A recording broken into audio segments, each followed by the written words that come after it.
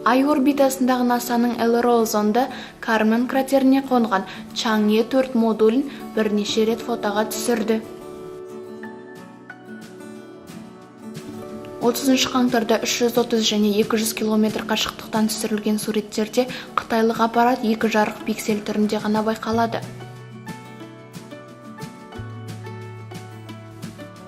Ал 1 ақпанда 82 км биіктіктен алынған фотода Чаңе 4 қонған орын әлдеқайда анық көрінеді.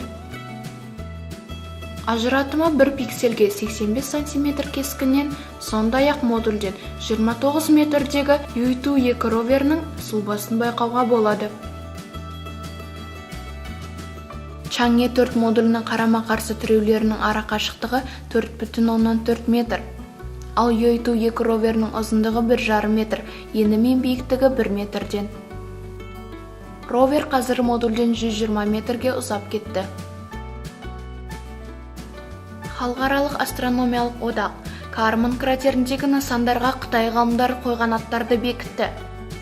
Кратердің орталық шыңы Монстай Тайшан тауы деп аталатын болды.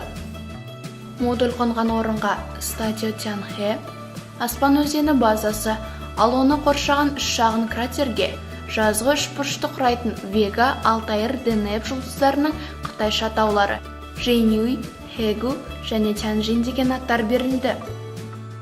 Қытай ертегісіндегі бір-бірін сүйетін тоқымашы қыз Жэнью мен бақташы Хэгудің араларын Аспан өзені, яғни құс жолы бөліп тұр. Олар судан Тяньжин паромымен де өте алмайтын.